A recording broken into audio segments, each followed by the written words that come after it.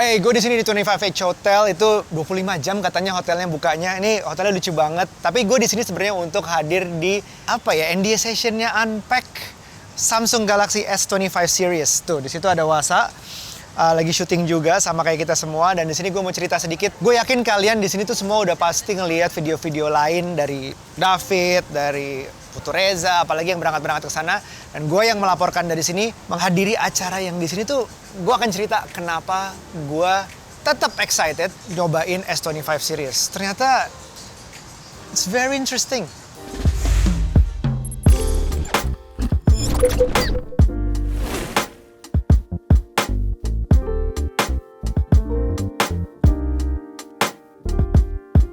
Oke, mungkin banyak dari kalian yang udah juga lihat banyak leaks-nya, bocoran-bocoran di internet tentang S25 tuh akan jadi seperti apa sih? Apa yang baru dari S25? Samsung selalu memulainya di awal tahun. Mereka launching di San Jose, California, launching 3 jenis device, S25, S25 Plus, dan S25 Ultra. Yang gue pegang ini Ultra sekarang. Secara desain, gini nih. Samsung S25 Ultra, ini yang gue pegang yang Ultra. Dia tuh desainnya menurut gue beda banget, baru sekarang rounded di corner, tapi antar depan dan sampingnya itu agak-agak kotak sekarang, lebih ngotak. Berarti pakai otak, bener nggak? Terus dia warnanya two tone, samping sama belakang itu beda warna. Nah, kalian suka nggak yang kayak gini? Gue pegang baru banget sekarang gue pegang, dan gue rasa ini memang lebih ringan dan lebih tipis. Jadi apakah ini yang dimaksud dengan Samsung Galaxy S25 Slim seperti kata di rumors atau di leaks-nya?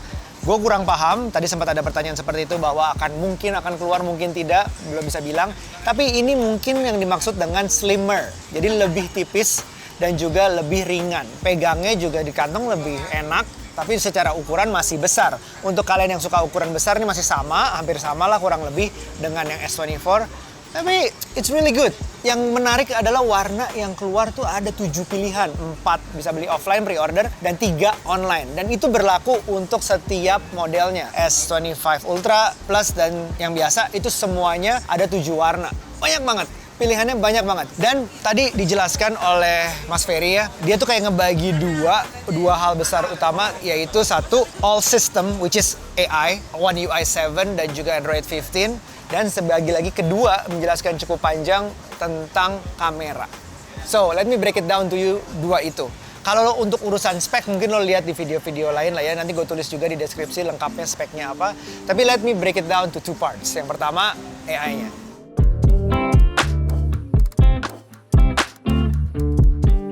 AI-nya didukung dengan Snapdragon 8 Elite for Galaxy. Jadi semacam di upgrade atau di touch up khusus untuk Samsung, makanya namanya for Galaxy. Dan dia memberikan AI yang ada beberapa tambahan yang cukup lucu, cukup menarik untuk dibahas. Karena ini juga sudah menggunakan One UI 7. Ini yang pertama ya. Yang pertama menggunakan One UI 7 yang gue udah tunggu-tunggu banget di Fold gue, di S24 gue itu belum ada One UI 7 sampai sekarang, jadi ini yang resmi pertama ada.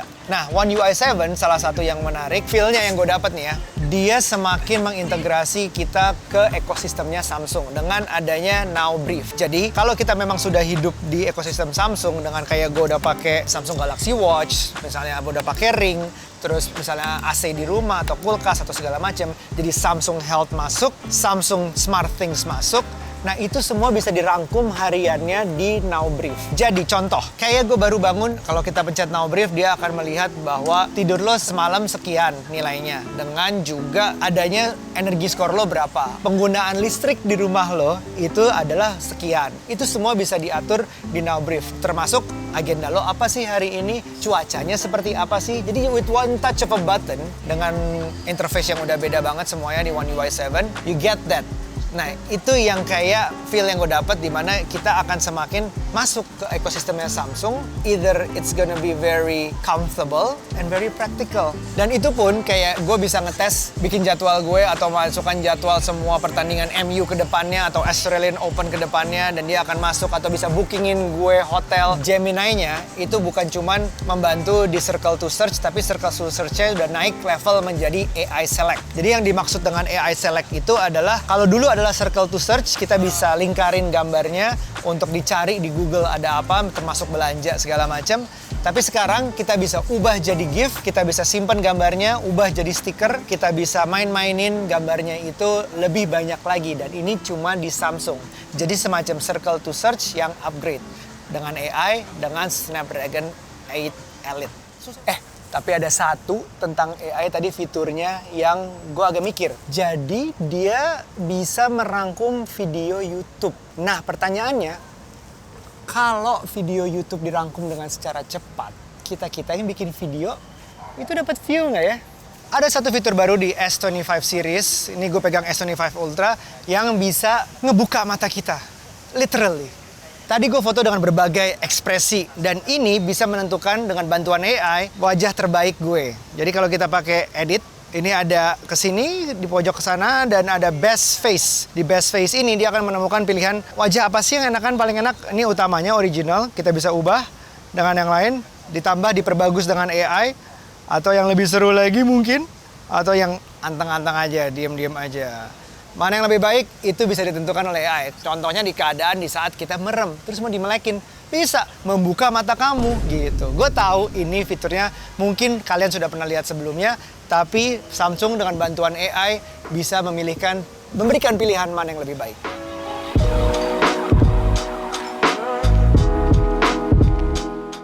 Nah, bagian kedua dari presentasi itu 50%-nya ngomongin, ya kira-kira 50% ngomongin kamera.